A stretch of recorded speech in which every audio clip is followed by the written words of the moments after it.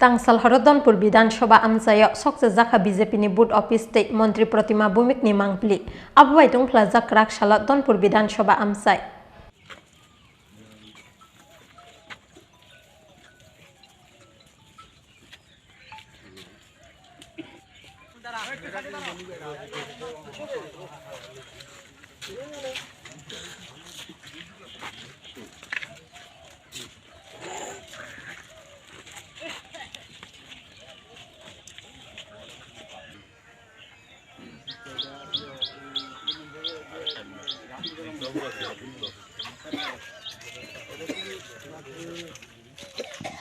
গতকাল রাত্রে আমাদের নির্ভয়পুর গাঁওসভার 23-এর 34 নং ভোটে আমাদের যে বিজেপি ভারতীয় জনতা পার্টির ভোট অফিস, সেই ভোট অফিসটা সিপিএমের দুষ্কৃতী কর্তৃক সেটা ধ্বংস করা হয়েছে, অগ্নি দিয়ে ভস্মীভূত করা দেওয়া হয়েছে।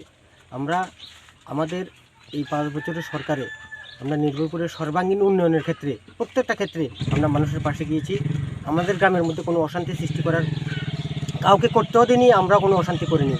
তো কালকে আমাদের ত্রিপুরার যে সাধারণ নির্বাচন, বিধানসভা নির্বাচন 23-এ, সেই নির্বাচনে সিপিএম আর কংগ্রেস তারা যৌথ হয়ে যে নির্বাচন লড়ার যে সিদ্ধান্ত নিয়েছে সেটাকে সাধারণ মানুষ প্রত্যাখ্যান করছে। তারা বুঝতে পারছে যে নির্ভয়পুর গাঁওসভার মধ্যে বা নির্ভয়পুর 34 নং ভোটের মধ্যে সেখানে সিপিএম এবং কংগ্রেসের কোনো ভোট নেই।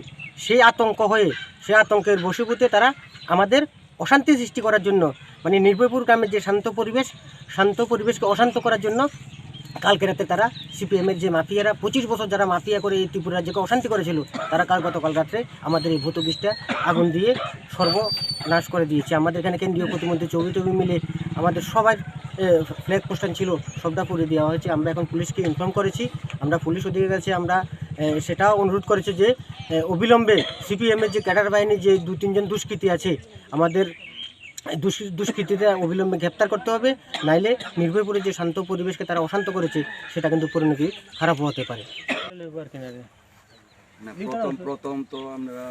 প্রথম আমাদের ফোন করছে আমার মেম্বার। আপনি দেখছেন? আমরা যখন আমি যখন বাগানে কাটতাম চাইতে শুনে দেখবেন এখানে দোকানে বসে কথা বুটো বসে আমি আমার লোক সব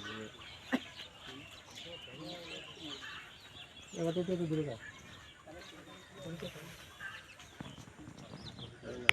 আপনার বয়সটা কত বলুন না?